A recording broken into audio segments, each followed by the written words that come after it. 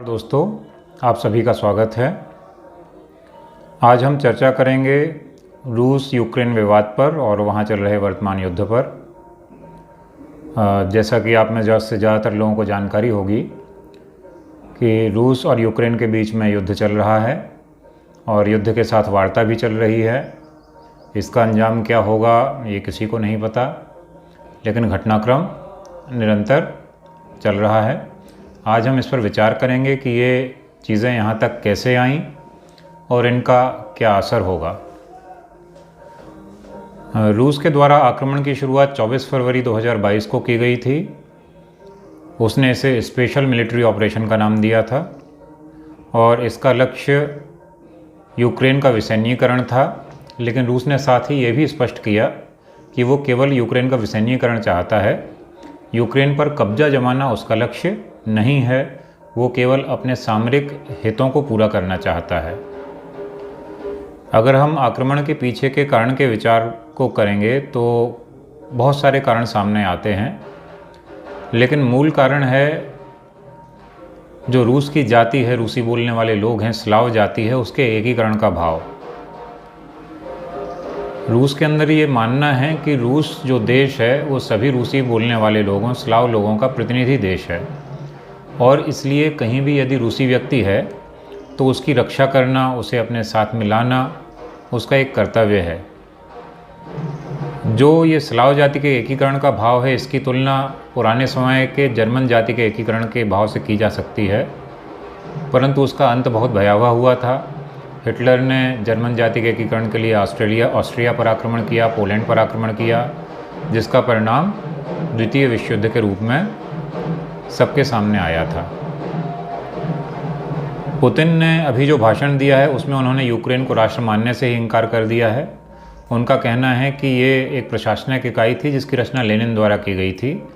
राष्ट्र के रूप में कोई राष्ट्रीय चरित्र यूक्रेन का नहीं है और न ही राष्ट्र के रूप में उसका अस्तित्व है। हम इस समस्या को जानना चाहते तो हम बहुत पीछे नहीं जाएंगे, हम 1989 से शुरू करेंगे। 1989 में जर्मनी का एकीकरण हुआ था, बर्लिन की दीवार गिरी थी और उसके बाद परिणाम स्वरूप 1990 में पूर्वी जर्मनी और पश्चिमी जर्मनी एक हो गए थे।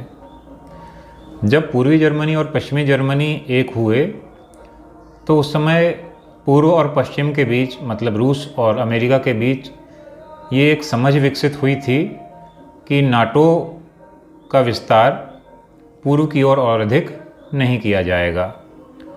नाटो मतलब नॉर्थ अटलांटिक ट्रीटी ऑर्गेनाइजेशन, जिसका की स्थापना ही इसलिए की गई थी कि वो रूस के विस्तार को, सोवियत रूस के विस्तार को रोक सके। और 12 सदस्यीय देशों के साथ इसकी शुरुआत हुई थी और इसके विरोध में सोवियत रूस ने वार्सा पैक्ट की स्थापना की थी। लेकिन 1991 में सोवियत रूस का विभाजन हो गया। सोवियत रूस के विभाजन से बहुत सारे देश बने, Estonia, Latvia, Lithuania, Belarus, Ukraine, Moldova, Georgia, Armenia, Azerbaijan, रूस आदि। इनमें से रूस सबसे सशक्त बड़ा देश था और इसे ही सुरक्षा परिषद ने भी यूएसएसआर, सोवियत संघ के उत्तराधिकारी के रूप में मान्यता दी। लेकिन सोवियत संघ के विघटन को नाटो के विस्तार के अवसर के रूप में देखा गया और 12 देशों से शुरू हुआ ये संगठन वर्तमान में 30 देशों तक पहुंच चुका है, जिसमें 2 अमेरिकी देश और 28 यूरोपीय देश सम्मिलित हैं। मज़ेदार बात यह है कि 1949 से लेकर 1990 तक इसमें केवल 4 देश जुड़े, लेकिन 1991 में सोवियत रूस के विघटन के बाद जो देशों के जुड़ने का दौर शुरू हुआ तो 1999 से 2020 के बीच 14 देश नाटो में जुड़ गए। इस तरह से नाटो रूस के एकदम मुहाने पर आ गया। 1999 में जब रूस कमज़ोर था तो इसका प्रतिरोध नहीं कर पाया, लेकिन धीरे धीरे जब रूस मजबूत हो गया पुतिन के नेतृत्व में तो उसने इसका प्रतिरोध करना शुरू किया। परिणाम स्वरूप जॉर्जिया और चेचेन्या में सैन्य हस्तक्षेप हुए और 2014 में रूस ने क्रीमिया पर कब्जा ही जमा लिया। यूरोप रूस की इन भावनाओं को समझता था, इसलिए जब 2008 में यूक्रेन और जॉर्जिया को नाटो में शामिल करने के अमेरिकी प्रयास प्रारंभ हुए तो फ्रांस और जर्मनी ने इसके लिए समय सीमा निर्धारित करने से इनकार कर दिया। लेकिन रूस की चिंता इससे ख़त्म नहीं हुई। रूस नाटो को यूक्रेन और जॉर्जिया में नहीं देखना चाहता था, और जब ये खबर फैली कि यूक्रेन और जॉर्जिया शामिल होने चाहते हैं, तो यूक्रेन के रूसी मूल के लोगों में भी कुछ असंतोष उत्पन्न हुआ, और वहाँ के जो 2 क्षेत्र थे, डोनेट्स्क और लुहांस्क, जिन्हें सम्मिलित रूप से डॉनबास कहा जाता है, वहाँ के लोगों ने प्रतिरोध प्रारंभ किया। रूस का कहना है कि इस प्रतिरोध का यूक्रेन की सरकार द्वारा भीषण रूप से दमन किया गया और नरसंहार भी किया गया। हालांकि इस नरसंहार के कोई पुख्ता प्रमाण उपलब्ध नहीं है।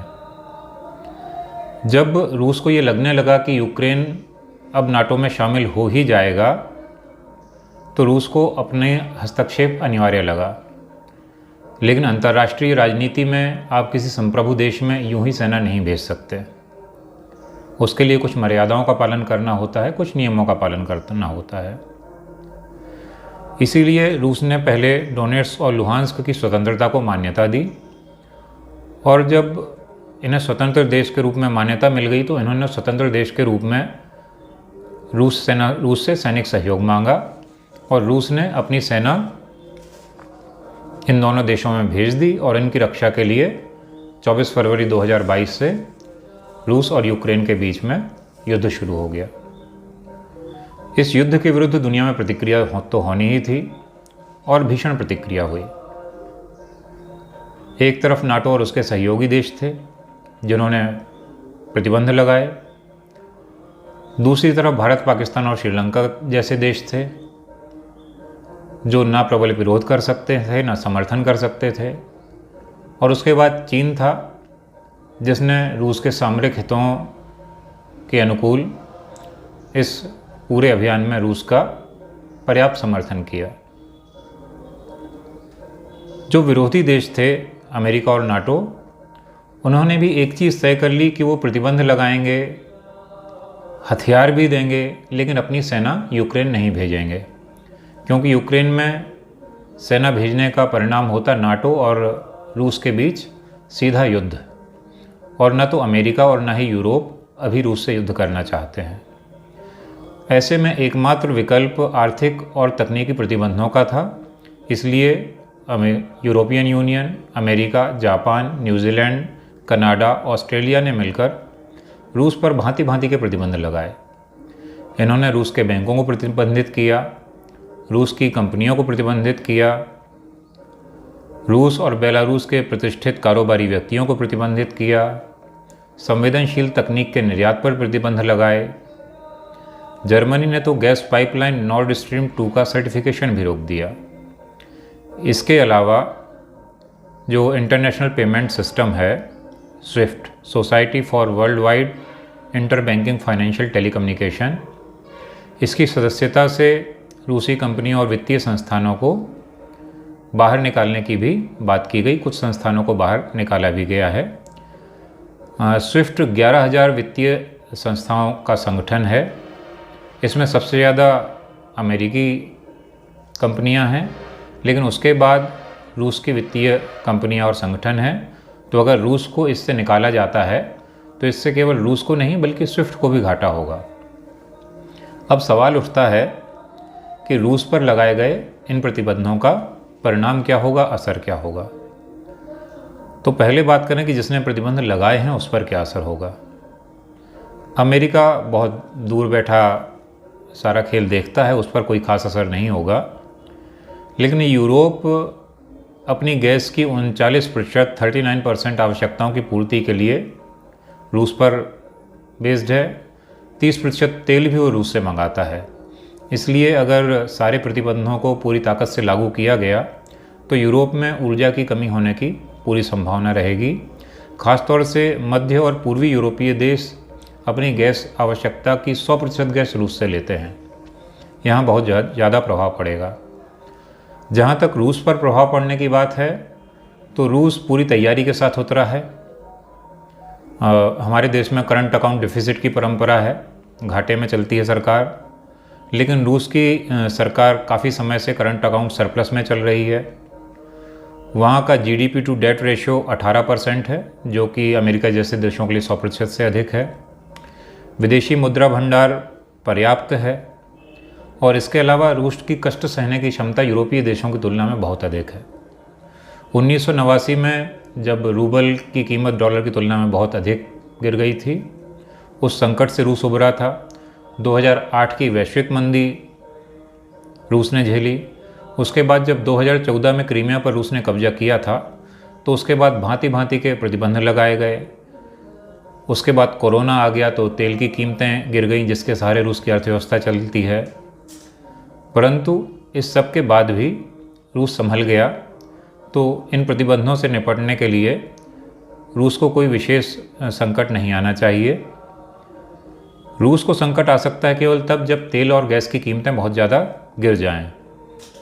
लेकिन तेल और गैस की कीमतें अभी गिरने की संभावना दिखती नहीं है, क्योंकि युद्ध के कारण वैसे ही तेल की कीमत बढ़ी है। ऊपर से जो दो बड़े सप्लायर हैं, वेनेजुएला और ईरान, उन दोनों पर अमेरिका और उसके सहयोगी देशों ने अलग कारणों से प्रतिबंध लगा रखा है।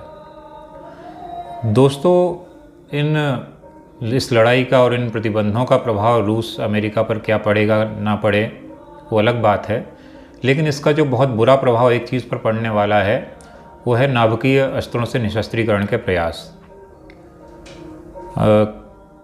शायद आप लोगों में से कुछ लोग जानते होंगे, जब सोवियत संघ का विघटन हुआ तो यूक्रेन, कजाकिस्तान और बेलारूस, इन तीनों के पास नाभिकीय हथियार थे।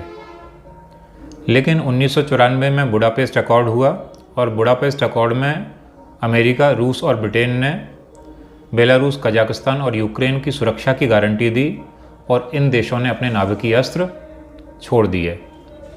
ये सोचा जा सकता है कि अगर आज यूक्रेन के पास नाभिकीय अस्त्र होते तो क्या घटनाएं इसी तरह से होती।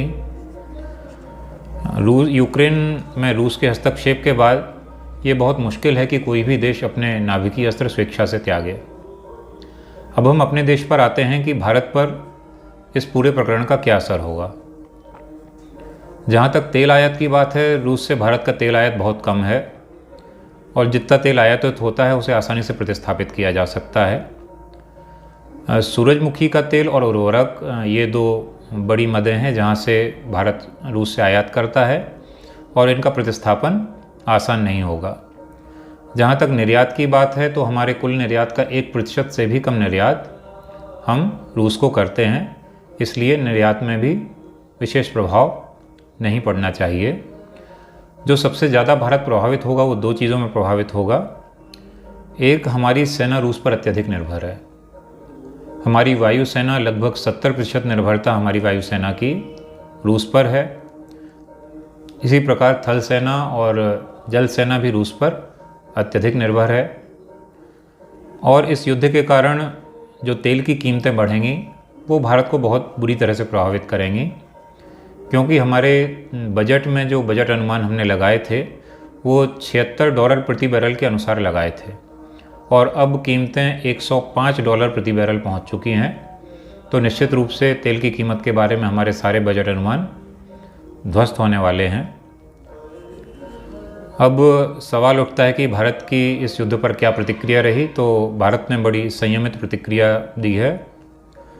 जैसे कि एक चौपाई भी है, सुनहु उमा यह जग कह रीति, स्वार्थ लाग करहीं सब प्रीति। अंतर्राष्ट्रीय राजनीति भी स्वार्थ के आधार पर चलती है और स्वार्थ शब्द बहुत अच्छा नहीं लगता। तो हमारे पूर्व प्रधानमंत्री मनमोहन सिंह ने जो कहा था, एनलाइटेंड सेल्फ इंटरेस्ट, भारत की प्रतिक्रिया इसमें एनलाइटेंड सेल्फ इंटरेस्ट पर ही आधारित रही है। भारत के पास निरपेक्ष रहने के अलावा और कोई विकल्प भी नहीं था, क्योंकि सैन्य आवश्यकताओं के लिए भारत को रूस की ज़रूरत है। इसके अलावा मध्य एशिया में भी रूस को छोड़कर भारत के पास और कोई विश्वसनीय देश नहीं है, इसलिए इन सब चीज़ों में भारत को रूस की ज़रूरत है। भारत रूस को नाराज़ करने का खतरा नहीं उठा सकता।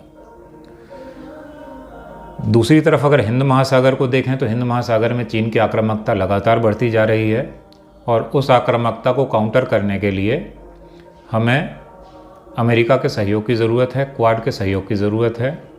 इसलिए हमें अमेरिका और रूस दोनों से मित्रता बना के रखनी है और इन्हीं बातों को ध्यान में रखते हुए, अपने एनलाइटेंड सेल्फ इंटरेस्ट को ध्यान में रखते हुए ही भारत ने अभी तक संयुक्त राष्ट्र संघ और अन्य मंचों पर इस विषय पर अपनी प्रतिक्रिया दी है। धन्यवाद। अगर आपको पसंद आया हो तो इसे शेयर करें, लाइक करें और चैनल को सब्सक्राइब करें। Thank you.